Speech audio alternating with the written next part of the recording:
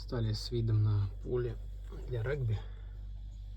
Тут происходит браунское движение чаек.